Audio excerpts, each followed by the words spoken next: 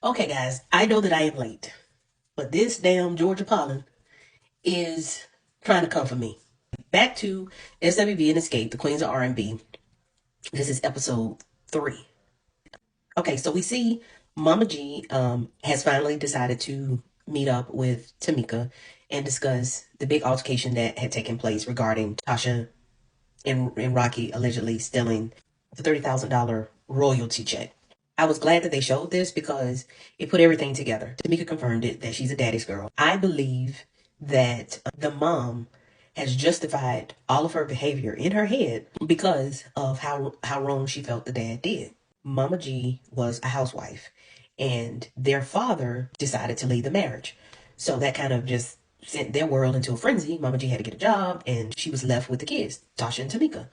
I can imagine Tasha probably siding with her mom, but then Tamika still having a close relationship with the dad was probably, in Mama G's opinion, an act of betrayal. Let me be clear in saying that Mama G is wrong for how she interacts with Tamika, how she treats Tamika as it relates to Tasha. It was interesting for me to watch Mama G as she started in like she normally does with the gaslighting. She does the thing where, I'm your mama, so whatever I say is right. And I believe her hurt because she wasn't able to express it maybe to their dad. She kind of just satisfies that part of her that needs to get that anger and aggression out. She satisfies that with Tamika. I noticed Tamika kind of retreated to being a little girl again, like, yes, ma'am. But I was happy when she put her foot down and said, okay, mom, if this is the way we're going to continue, I'm going to have to take a step back.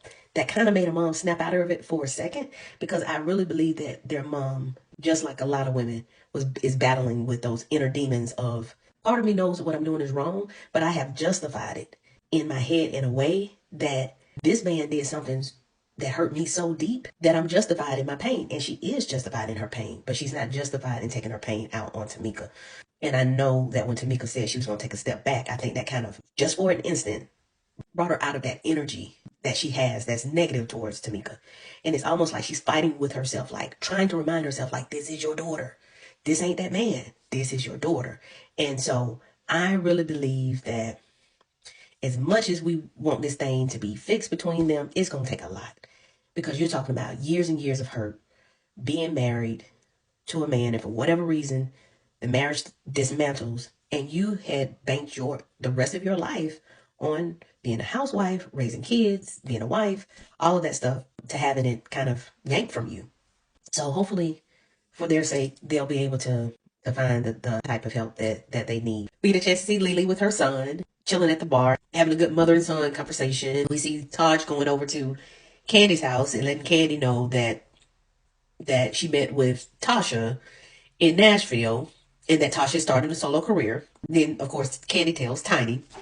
Then they flip us over into Tasha, aka Truth in the Booth, at the studio. And she's working on her son. It has a little bop to it. So who comes through the door bopping? Rocky. Rocky.